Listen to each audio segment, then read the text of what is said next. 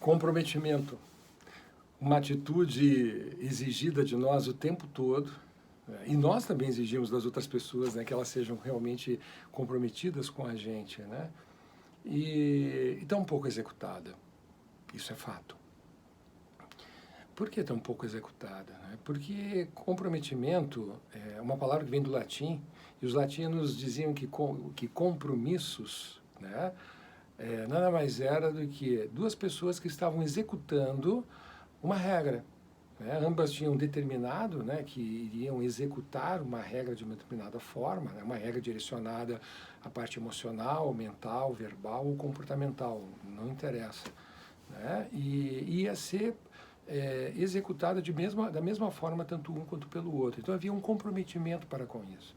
Hoje, é claro, né, nós podemos expandir um pouco mais a ideia de comprometimento e pensar que comprometimento não diz respeito só para com o outro, mas para comigo também.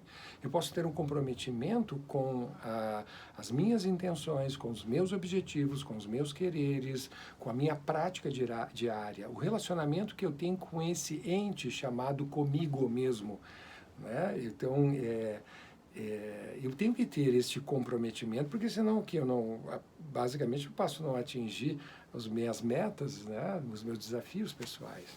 A falta de comprometimento faz com que você se sinta um pecaminoso ou mesmo um mentiroso sempre no dia 31 de dezembro, em que você olha para trás e se dá conta que por falta de comprometimento consigo mesmo, você não atingiu mais de 90% dos seus objetivos traçados a partir do dia 1º de janeiro. Não é bem assim? Nos nossos relacionamentos, de forma geral, ocorre da mesma forma. Na vida afetiva, né, nós queremos realmente nos comprometer e iniciamos relacionamentos comprometidos com a verdade, comprometidos com a honestidade, comprometidos com a entrega, comprometidos com a atenção para com o outro, com a proteção para com o outro. E por que com o passar do tempo as pessoas começam a deixar de ser comprometidas? E o tempo, nesse sentido, é um baita de um sacana, porque ele vai esgarçando esse comprometimento como se fosse um tecido velho, que lá adiante basta assoprar que esse tecido ele se desfaz, né? Um relacionamento que já nem mais líquido é um relacionamento que ele é gasoso, né? Basta assoprar que ele se esfumaça no ar. Por que isso ocorre? Por uma questão muito natural, que é uma questão honesta, lógica e que ocorre com todo mundo, com todo ser humano. Esse esgarçamento do comprometimento não faz de ti um maledicente, não faz de ti uma pessoa ruim, não te faz de ti uma pessoa nem mesmo mentirosa. Porque é natural. Vai acontecer contigo. Você vai começar a deixar de ser comprometido, sim. Em que circunstâncias o nosso comprometimento inicial, tão pleno, tão forte, tão verdadeiro, ele começa a se desfazer? É aqueles momentos que nós tornamos displicentes, né? No momento que a prática daquilo que nós estamos colocando em ação já não condiz com a minha próxima etapa evolutiva. Isto é, eu passei por um momento, ou que eu costumo dizer, por um ciclo, onde ocorreram inúmeros aprendizados, visto a ser um ciclo que me colocou em situações novas, né? O aprendizado só se dá diante de situações novas. Você jamais vai conseguir aprender dentro de circunstâncias que você já domina e já conhece, né? Você tem todas as habilidades necessárias para lidar com o que está acontecendo. Tá bem? Então eu preciso de situações novas e um novo ciclo, novo, né? Novo significa o quê? Novidades, coisas que você ainda não conviveu, não viveu e não sabe como lidar. Então nesse momento ocorrem todos os aprendizados e o meu comprometimento é com este ciclo. Então todo comprometimento de verdade é com regras que têm a ver com o processo de aprendizagem neste ciclo. Eu com você, no nosso encontro, nós estabelecemos um comprometimento. E esse é um comprometimento humano e amoroso. nesse nosso embate, o que nós estamos confrontando? Ideias diferentes, valores diferentes, perspectivas de vida diferentes, importâncias que nós damos a determinados comportamentos e não a outros, que são diferentes, são antagônicos. E esses confrontos nos obrigam a ter que negociar, nos obrigam a ter que sentar e conversar e estar ajustando o relacionamento, para que durante o ciclo, esse momento, durante este tempo que nós vamos estar, né, trafegando por aqui, a gente consiga fazê-lo com uma harmonia e com uma alegria de viver fantástica, até que a gente conclui.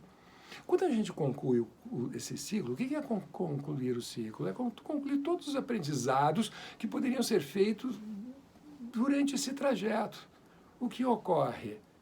Não há mais necessidade de a gente aprender, porque terminou.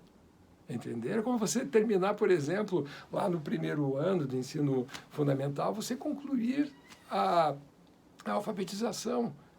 Você agora lê, entende o que está lendo, interpreta o que está lendo e consegue escrever, colocando no papel aquilo que você pensa. Está alfabetizado. Você vai querer ser alfabetizado de novo? Não. Então aí vem o período de férias, que é um período de latência, onde nós estamos ali curtindo, vamos dizer assim, em relação à parte pedagógica, não fazer nada. Estamos no meio de um nada, né? Meio que patinando no mesmo lugar.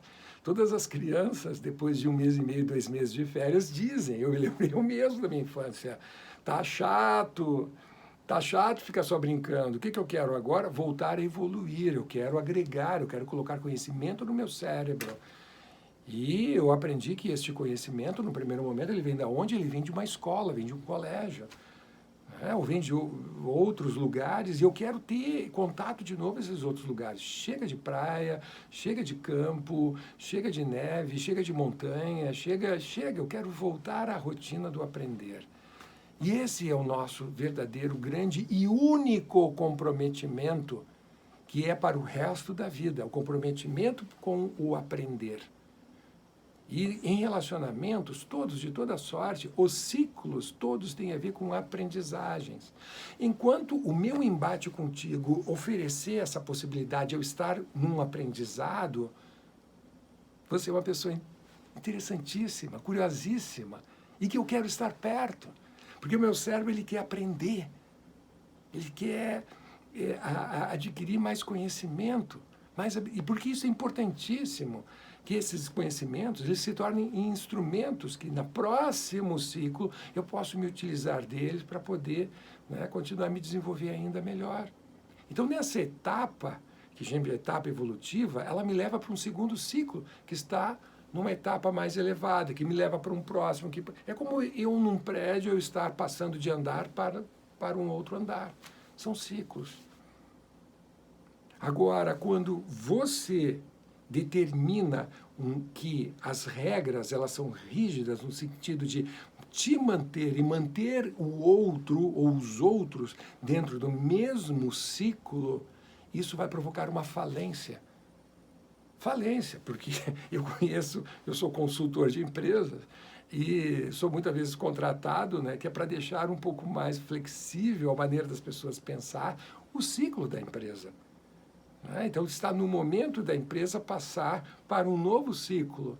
Modernamente, a gente chama isso de sucessão. A sucessão ela pode ser realmente de uma geração para outra, né? Então, os pais que construíram a empresa estão passando agora a empresa para a nova geração, para os filhos, para os netos, não sei. Mas pode ser também a sucessão de uma gerência para um funcionário que está assumindo aquela gerência. E o gerente ele está sendo promovido ou sendo conduzido, sabe, para um cargo de diretoria, ou está sendo oferecido para o mercado para que uma outra empresa possa se beneficiar com a expertise, com o capital intelectual, com o conhecimento que ele leva consigo para o engrandecimento de uma outra nova empresa. A sucessão ela se faz necessária. E nos relacionamentos, a sucessão também é necessária. Então, hoje, eu e tu convivemos, né, até agora, de uma maneira espetacular, de uma maneira esplêndida, fantástica, com uma alegria, nos divertimos muito. Foi maravilhoso. Só que eu aprendi tudo que eu tinha para aprender. E continuar me relacionar contigo a partir de agora, sem passar para o próximo ciclo, nós vamos patinar. E o patinar faz o relacionamento ficar sufocante, faz ficar denso demais, cansativo, chato. A tua pessoa não é chata. Quando nós nos encontramos, esse encontro, que se chama relacionamento, se tornou chato, se tornou estéril, vazio, porque ele não me agrega mais. Aí o grande, eu diria, o concurso, né, o grande motivo das separações. As pessoas se separam não é porque traíram a confiança uma da outra, não é porque fizeram coisas erradas que justificassem uma separação. Eu tenho mais de 30 anos trabalhando sou psicólogo, né, como psicoterapeuta em consultório, com casais, com famílias, né, casais em conflitos. Jamais nesses 30 anos eu escutei de qualquer casal, de qualquer pessoa, né, que o motivo real de uma separação não tenha sido porque ela findou e que o comprometimento que eu tinha para com o relacionamento deixou de existir, porque agora o meu comprometimento ele está conectado com o próximo ciclo, que são novas regras, são novos comportamentos, é uma maneira diferente de querer enxergar o mundo, absorver informações, interagir com elas, porque eu estou agora num outro momento. Imagine você, se você continuasse ainda com o mesmo comprometimento que você determinou para si próprio aos 6 anos de idade, aos 7 anos de idade. Quantas meninas dizem aos 12 anos, com aquelas amizades apaixonantes que tem com outras meninas, com outras pessoas, que dizem, nós vamos ser amigas para sempre e jamais, e aí coloca as regras, nós vamos fazer assim, a nossa amizade é determinada desta maneira. E por um certo tempo, curto período de tempo, conseguem ser comprometidas com isso. Só que a gente cresce, né? Nós passamos a ter novos desejos, novos quereres, novos objetivos. E essas regras com as quais nós nos comprometemos, é obrigatório que a gente reveja cada uma delas. Portanto, comprometimento é algo breve enquanto tempo. Né? É breve. Como um certo poeta disse uma vez, né, que seja eterno enquanto dure. O nosso comprometimento ele tem um tempo de duração. Nós somos comprometidos e vamos trabalhar com afinco durante o ciclo. Terminou o ciclo, o nosso cérebro se torna displicente. E se tu não entrar no novo ciclo, abandonar os comprometimentos antigos para adotar os novos comprometimentos que você precisa para poder evoluir, o teu cérebro ele vai te sabotar. E aí você vai começar a cometer erros. E cada erro mais escabroso do que o outro. E é o teu cérebro te dizendo, querido, querida, está na hora de você entrar neste novo ciclo. Um adendo. É óbvio que a gente traz alguns pequenos comprometimentos do ciclo anterior. Por quê? Porque eu tenho os meus ciclos, mas eu tenho ciclos maiores que abarcam alguns ciclos menores.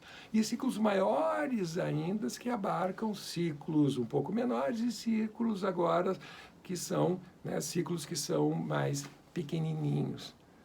Tá, gente? Então, existem comprometimentos que talvez durem contigo para toda a vida. Outros que vão ser trocados a cada 10 anos. Isso é muito comum, a cada 10 anos a gente muda a maneira de pensar e ver o mundo. Né? Então, e outros comprometimentos que podem ser comprometimentos para o dia. E que nós temos que ter essa maturidade de fazer essas releituras. Relacionamentos são assim. Você quer aprender a viver no amor? Exato, dentro de um estado de amor, você tem que aprender a exercer o comprometimento de uma forma adulta e de uma forma madura.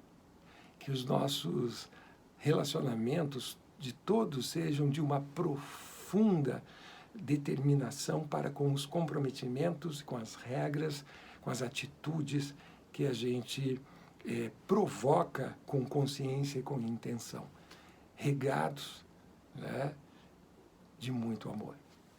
Um beijo na tua alma.